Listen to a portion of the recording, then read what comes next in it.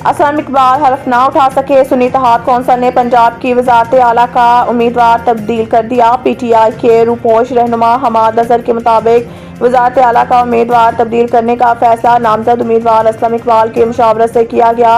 PTI के मुताबिक अब सुन्नी इत्तेहाद कौंसिल की तरफ से राना आफ्ताब अहमद खान वज़ारत आला के उम्मीदवार होंगे। पंजाब में वज़ारत आला के लिए पाकिस्तान मुस्लिम लीग नून पहले ही मरियम नवाज को नामजद कर चुकी हैं। ताहम अब इनका मुकाबला सुन्नी इत्तेहाद के मियां असलम इकबाल की बजाय राना आफ्ताब अहमद खान से होगा। वज़ीर आला पंजाब का इंतखाब पीर को होगा। वज़ारत आला की दौड़ में शामिल होने के लिए कागजात नामजदगी आज शाम 5 बजे तक जमा करवाए जा सकेंगे। वाज़िया रहे कि पंजाब असम्बली में स्पीकर और डिप्टी स्पीकर के लिए होने वाले इंतखाबात में मुस्लिम लीग नून के मलिक अहमद खान ने सूबाई असम्बली में स्पीकर मुंतखब हो चुके हैं। मलिक अहमद खान ने 224 वोट हासिल किए, जबकि इनके मदमुकाबल सुन्नी इत्तेहाद कौंसिल के उम्मीदवार अहमद खान 96 वोट हासिल कर सके। मुस्लिम लीग नून के इकबाल चन्नर 220 वोट लेकर डिप्टी स्पीकर मुंतखब। इनके मदमुकाबल सुन्नी इत्तेहाद कौंसिल के मोइन रियाज कुरैशी ने 103 वोट हासिल कर पाए। शाजिया मरी और नफीसा शाह ने कौमी असम्बली की मखसूस नशिस्तों से इस्तीफा दे दिया। शाजिया मरी और नफीसा शाह ने जनरल इलेक्शन जीतने के बाद कौमी असम्बली की मखसूस नशिस्त से इस्तीफा दिया। सईदा नफीसा शाह हल्का NA 202 खैरपुर से कामयाब हुई, जबकि शाजिया मरी NA 209 सांगढ़ से जीती। नफीसा शाह ने साबिक वज़ीर आला सिंध सैयद गौस अली शाह को हराया, जबकि शाजिया मरी ने ग्रैंड डेमोक्रेटिक अलायंस PDA के मोहम्मद खान जुनेजो को शिकस्त दी। इलेक्शन कमीशन की जानिब से जारी करदा नोटिफिकेशन के मुताबिक पीपल्स पार्टी के रहनुमा शर्मिला फारूकी और सहर कामरान मखसूस नशिस्त पर रुकन कौमी असम्बली मुंतखब हो गई हैं।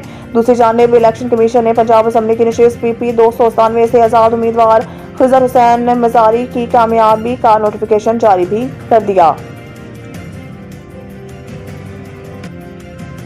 नई कौमी असम्बली में नौजवान 4% से कम 13 मेंबरान जिंदगी की 75 बहारें देख चुके हैं। इलेक्शन सेल की तहकीक में दिलचस्प दादो शुमार सामने आ गए हैं। नए दादो शुमार के मुताबिक कौमी असम्बली में दरमियानी उम्र के मेंबरान 52% से भी ज्यादा और नौजवान की तादाद 4% से भी कम है। दादो शुमार के मुताबिक 265 में से सिर्फ 10 मुंतखब मेंबरान नौजवान हैं, जिनके उम्रें 26 से 35 साल के दरमियान हैं, जबकि 93 मेंबरान की उम्रें 46 से 55 साल के दरमियान हैं।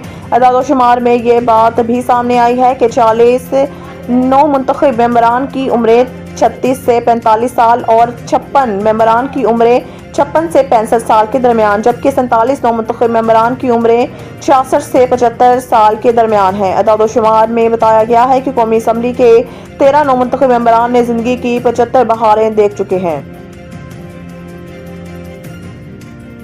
ओवर बिलिंग का तनाज़ा शिद्दत अख्तियार कर गया।